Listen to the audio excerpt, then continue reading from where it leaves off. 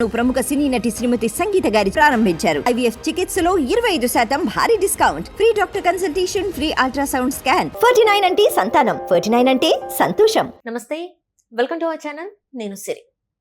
వేణుస్వామి ఈయన పేరు చెప్తే అంటే అందరూ కూడా రాజకీయ నాయకులు కావచ్చు, సెలబ్రిటీసే కావచ్చు, ఒక్కింత ఒక చిరాకుని కలిగించే పేరు అని చెప్పాలి. ఎందుకంటే వేణుస్వామి గారు ప్రతి ఒక్కరి పర్సనల్ లైఫ్ని ఒక తెర మీద అయితే తను ఆవిష్కరించి వీళ్ళు ఇలా అయిపోతుంది, అలా అయిపోతుంది, ఈసారి ఈ రాజకీయ నాయకుడు విన్ అవుతాడు, ఆ రాజకీయ నాయకుడు విన్ అవుతాడు, 2 తెలుగు రాష్ట్రాలలో ఈసారి ప్రభుత్వం మారదని చెప్పేసిన ఆస్ట్రాలజర్ ఆయన సోషల్ మీడియాలో అయితే చాలా ట్రెండ్ని ఫాలో అవుతూ ఉంటారు. సో అలాంటి ఆస్ట్రాలజర్ ఇప్పుడు కూడా సమంత నాగచైతన్య విడిపోతానని ఎలా చెప్పారో ఇప్పుడు మళ్ళీ అలానే తెర మీదకి అయితే రావడం జరిగింది. నాగచైతన్య ఇంకా శోభిత ఎంగేజ్మెంట్ అయిపోయిన కొద్ది గంటల్లోనే వాళ్ళు 2027లో విడిపోతారని చెప్పేసి ఒక బాంబు పెల్చడం అయితే జరిగింది. అసలు ఏంటి ఈ వేణుస్వామి సంగతి ఏంటి అనేది మనకి వివరించడానికి మనతో పాటు ఉన్నారు ప్రముఖ రాజకీయ విశ్లేషకులు కిలార్ నాగార్జున గారు. నమస్కారం నమస్తే సార్. ఈ వేణుస్వామి ప్రముఖ ఆస్ట్రాలజర్ తనకు తానే చెప్పుకుంటాడు నేను పెద్ద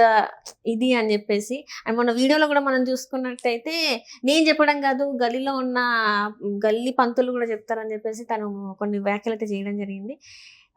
మొన్న 8/8/2024 నాడు శోభిత నాగచైతన్య ఎంగేజ్మెంట్ జరిగిన ఆ కొద్ది గంటల్లోనే వీళ్ళది జాతకరీత్యా ఎలా ఉంటుందో ఏంటో అని చెప్పేసి నేను నెక్స్ట్ డే లైవ్లో చెప్తాను, వీళ్ళ గురించి మొత్తం నేను చెప్పేస్తాను, వాళ్ళు ఎలా ఉండబోతున్నారు ఏంటి అని. నెక్స్ట్ డే చూస్తే పెట్టేశారు 2027లో వీళ్ళిద్దరు, ఒక అమ్మాయి ఒక స్త్రీ వలన వీళ్ళిద్దరు విడిపోతారని మళ్ళీ ఇదే దాంతో. అసలు ఈయన అసలు ఎలా చూడాలంటారు? ఈయన వ్యాఖ్యల్ని నిజంగా నమ్మాలంటారు అసలు?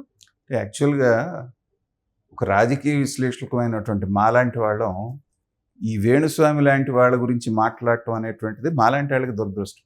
అయ్యో. ఎందుకంటే సమాజంలో మనుషులే కాబట్టి మాట్లాడాల్సిన పరిస్థితి వస్తుంది. కుక్క తోక వంకర అని ఒక సామెత విన్నారు కదా. ఆ కుక్క తోకను ఎంత మనం సరిచేయాలన్నా మన 2 చేతుల్లో ఉన్నప్పుడు సరిగ్గా ఉన్నట్టే ఉంటుంది, కానీ వదిలేస్తే మళ్ళీ దాని వంకర అది చూపిస్తూ ఉంటుంది. అలాంటి వాడే ఈ వేణుస్వామి. ఎందుకంటున్నానంటే దారుణమైనటువంటి తన యొక్క ప్రిడిక్షన్స్లో అత్యంత దారుణంగా ఫెయిల్ అయ్యి మళ్ళీ ఎప్పుడు కూడా నేను నా జీవితంలో రాజకీయ నాయకులకు కానీ సెలబ్రిటీస్కి సంబంధించినటువంటి జాతకాలు నేను చెప్పనని 2 నెలల క్రితం ప్రామిస్ చేసినటువంటి వ్యక్తి మళ్ళీ ఇవాళ వచ్చి మాట్లాడుతున్నారంటే అతను మనం మనిషి కేటగిరీలో నుంచి తీసేయాలి, నెంబర్ 1. తర్వాత అతను జ్యోతిష్యుడు కంటే కూడా ఒక మంచి మార్కెటింగ్ పర్సన్. 2 రాష్ట్ర ప్రభుత్వాలు ఓడిపోయిన తర్వాత అతను ఇచ్చిన ఇంటర్వ్యూలో ఏం చెప్పాడంటే, నేను దీని మూలాన ఈ ఓటమి మూలాన నన్ను ట్రోల్ చేయటం మూలాన నేను ప్రపంచవ్యాప్తంగా తెలుసా, నాకు బోల్డ్ పాపులారిటీ వచ్చింది అని. నెగిటివ్ అయితే ఏంటి, పాజిటివ్ అయితే ఏంటి, నాకైతే పాపులారిటీ వచ్చింది అంటున్నా. అంటే ఒక మంచి వ్యక్తిగా పేరు రావటమును ఒక దొంగగా పేరు రావటం 2 ఒకటే అవుతుంది. అతని దృష్టిలో ఏంటంటే దొంగగా వచ్చినా పర్వాలేదు, నేను ప్రజల్లో ఉండాలి. ఇతను చెప్పినటువంటి జాతకాలన్నిట్లో ఒకే ఒకటి ఫ్లూక్గా తగిలింది ఏంటంటే ఒక రాజకీయ మన ఒక సెలబ్రిటీ జంట విడిపోతుంది అన్నాడు. అప్పటికి నాగచైతన్య ఆ అమ్మాయి అని కూడా తెలియదు ఇతనికి. సహజంగానే ఇండస్ట్రీలో సంవత్సరానికి ఒక జంట విడిపోవటం మనం చూస్తూనే ఉన్నాం. సో ఎప్పుడో ఏదో ఒకటి జరగకపోదా అని వెయిట్ చేస్తున్నాడు మనాడు. చక్కగా అది జరిగింది. జరగడంతో అప్పటి నుంచి మీరు గమనించండి ఇతనికి ఎక్కువ క్రేజ్ పేరు వచ్చింది కూడా నాగచైతన్య సమంత అది చెప్పడం మూలాన్ని. అంటే తను చెప్పేది ఏంటంటే ఎంగేజ్మెంట్ అయిన వెంటనే నాగచైతన్య అప్పుడు సమంత గారు ఎంగేజ్మెంట్ అయిన వెంటనే ఆయన ఒక వీడియో రిలీజ్ చేశారు ఇలానే, వాళ్ళు కొన్ని రోజులు మాత్రమే కలిసి ఉంటారు, తర్వాత విడిపోతారు అని చెప్పేసి. 2021లో ఆయన అంటున్నాడు కానీ ఆ వీడియో ఎవరి దగ్గర లేదమ్మా. అతను ఏమన్నాడంటే తర్వాత చెప్పాడు ఒక సెలబ్రిటీ జంట విడిపోతారు అనేటువంటిది. ఆ సెలబ్రిటీ జంట ఇదైంది వాళ్ళ దురదృష్టం కొద్ది. సరే అయిపోయింది. మరి ప్రభాస్ విషయంలో ఏం చెప్పాడు, ఇంకా కెరియరే లేదు ఇతనికి, అయిపోయింది ఇతని కెరియర్ అని చెప్పాడు. అన్న తర్వాత 2 బ్లాక్ బస్టర్లు వచ్చింది. మొన్న కూడా కల్కి రూపంలో ఎంత పెద్ద హిట్ వచ్చిందో మనం చూసాం. అలాగే చంద్రబాబు నాయుడు గారు మళ్ళీ సీఎం అయ్యే పని లేదు, 20 సంవత్సరాల వరకు జగనే అన్నాడు, ఏమైందో చూసాం. కేసీఆర్ విషయం చెప్పారు చూసాం. ఇంత చేసినా కూడా అతని దగ్గరికి ప్రజలు వెళ్తున్నారు చూసారా. వాళ్ళని అంటాను నేను, ఇంత మూర్ఖత్వం ఎందుకు మీకు? ఇప్పుడు అందరూ మర్చిపోయింది నంద్యాలకి బై ఎలక్షన్స్ వచ్చినాయి ఒక టైంలో. అంటే చంద్రబాబు నాయుడు గారు అధికారం కోల్పోవడానికి 1 సంవత్సరం రోజుల ముందు నంద్యాలలో బై ఎలక్షన్స్ వస్తే భూమా అఖిలప్రియ తమ్ముడు బ్రహ్మాందరెడ్డి పోటీ చేస్తే దారుణంగా ఓడిపోతాడని చెప్తే 25,000 మెజార్టీతో గెలిచాడు. ఇలాంటివి కొన్ని వందలు ఉన్నాయి అతను చెప్పిన దాంట్లో జరగని. ఇప్పుడు ఏదైతే ఉందో మొన్నటి ఎలక్షన్లో తగిలినటువంటి దెబ్బతోటి ఏంటంటే దారుణంగా పడిపోయినటువంటి ఇతని ఇమేజ్ని మళ్ళీ రీబిల్డ్ చేసుకోవడానికి ఒక అవకాశం మళ్ళీ ఈ రూపంలో వచ్చింది. మనిషి అనేవాడు కడుపుకు అన్నం తినేవాడు ఎవడైనా సరే శుభమా అని వాళ్ళు ఎంగేజ్మెంట్ చేసుకుంటా ఉంటే అదే రోజు బయటకు వచ్చి వీళ్ళు కాపురం చేయరు కూలిపోద్దని చెప్తాడా మనిషి అనేవాడు ఎవడైనా సరే? జ్యోతిష శాస్త్రంలో ఎక్కడైనా ఇలా బయటకు వచ్చి జరగబోయేటువంటి పెళ్లి జరుగుతూ ఉంటే ఈ మాట చెప్పమని జ్యోతిష్యం తెలిసిన వాడు కానీ కడుపుకు అన్నం తినేవాడు ఎవ్వడు కూడా మాట చెప్పడు, ఒప్పుకోడు. అలాంటిది ఈ వ్యక్తి వచ్చి తను ఎప్పుడు కూడా నేను ఈ పని చెయ్యను అని చెప్పేసి వాడు ప్రామిస్ చేసిన వ్యక్తి అంటే నేను అనుకోవడం అప్పుడు బాగా మత్తులో ఉండి తాగి ఏదన్నా మాట్లాడి ఉండాలి, అది మర్చిపోయి ఉండాలి అతను. నేను మళ్ళీ మాట్లాడిన వీళ్ళ గురించి అని చెప్పినటువంటి సందర్భం వచ్చేసి వాళ్ళు చేస్తే వాళ్ళు ఆల్రెడీ ఒకసారి దెబ్బతిని ఉన్నారు ఆ ఫ్యామిలీ. ఇలాంటి మాటలు మాట్లాడితే ఏ రకమైనటువంటి సంకేతం ఇస్తున్నట్టు మనం?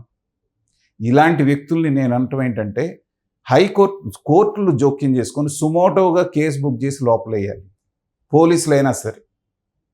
ఎందుకంటే ఒక వ్యక్తి యొక్క వ్యక్తిగత జీవితంలోకి వెళ్ళి దూరి చూసి అన్లెస్ వాళ్ళు అడగకుండా నీకు అధికారం ఎవరిచ్చారు? సెలబ్రిటీస్ అయినంత మాత్రాన వాళ్ళు ఏం చేస్తారు ఏంటనేటువంటిది మీ ప్రచారం కోసం వాళ్ళ మీద అవాకులు చెవాకులు పేలేటువంటి అవకాశం మీకు ఎక్కడిచ్చారు? తొందరలో కనుక చట్టబద్ధమైన చర్య అటు పోలీసులు కానీ ఇటు కోర్టులు కానీ వ్యక్తి మీద తీసుకోకపోతే అందరూ కూడా నాగార్జున గారి ఫ్యామిలీ లాగా మిగతా వాళ్ళలాగా సౌమ్యంగా ఉంటారు. ఎవరికో ఎప్పుడో ఏదో మండింది అనుకోండి, ఏదైనా చేయకుండా పని చేశారనుకోండి తన్నే, తర్వాత మళ్ళీ లా అండ్ ఆర్డర్ ప్రాబ్లం పోయింది అంటారు. అంటే ఆల్రెడీ ఒకసారి ప్రభాస్ గారు పెద్దమ్మ గారు అయితే ఎవరు ఈ వేణుస్వామి అసలు ఎలా పడితే అలా మాట్లాడుతున్నాడు అని చెప్పేసి కూడా తను కొంచెం ఫైర్ అయ్యారు ఒక వీడియో. ఇలాంటి వాళ్ళకి ఈ తోలుమందం జనాభానమ్మా, వీళ్ళకి సున్నితంగా చెప్తేను ఇలా విమర్శలతోటి ఇదే అవుదావు. గొంగళ మర్యాద అని ఒకటి ఉంటుంది వెనకాల, మీరు విన్నారో లేదో.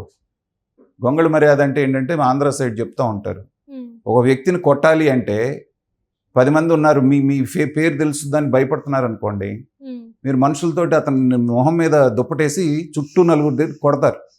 కొట్టిన తర్వాత ఎవడైతే కొట్టించాడో వాడే దుప్పటి సరే రే భలే ఆయన మంచి ఆయన వేణుస్వామి ఎందుకు ఇలా కొడుతున్నారు అంటారు. దాన్ని గొంగళ మర్యాద అంటారు. సో అలాంటి జరిగే అవకాశం ఉంది అతనికి. ఎందుకంటే ప్రతి వాళ్ళ మీద సెలబ్రిటీ అనగానే వాళ్ళ మీదకి వెళ్ళిపోయి వాళ్ళ జీవితాల్లో ఏం జరుగుతున్నాయి, ఇట్లా నాశనం అయిపోతారు, అట్లా పోతారు, ఇట్లా పోతారని మాట్లాడే అధికారం వీళ్ళు ఎవరిచ్చారు? ఏమన్నా అంటే వామనాచారంలో ఇవన్నీ కూడా కరెక్టే, ఇవన్నీ చెప్పొచ్చు, ఇలాంటి పూజలు నువ్వు చేయొచ్చు. వామనాచారమో నీ గ్రహచారమో ఇంకేం మాట్లాడుకుంటావో నీ దగ్గరికి వచ్చి అడిగిన వాళ్ళకి, నిన్ను నమ్మిన వాళ్ళకి ఏమైనా చెప్పు. కానీ నిన్ను అడగని వాళ్ళని అడిగిన వాళ్ళని తీసుకొచ్చి వాళ్ళ వ్యక్తిగత జీవితాల గురించి మాట్లాడటం అంటే ఏంటంటే ఖచ్చితంగా ఇలాంటి దానికి ఎక్కడో ఒక చోట ఫుల్ స్టాప్ కనుక పెట్టకపోతే రాజకీయ నాయకులు గెలుస్తారు గెలవరు అని చెప్పడం అనేటువంటిది కొంతవరకు మనం దాన్ని ఒప్పుకోవచ్చు, ఏదో ఎంటర్టైన్మెంట్లే అని చెప్పేసి బ్రతుకు తెరువు అని చెప్పేసి. కానీ వ్యక్తిగత జీవితాలకు వెళ్ళి శుభమాని వాళ్ళు ఎంగేజ్మెంట్ చేసుకున్న రోజునే బయటకు వచ్చి ఈ జంట విడిపోద్దని చెప్పడం అంటే ఏంటంటే దీన్ని మాత్రం క్షమించరా అన్నటువంటి వ్యవహారం.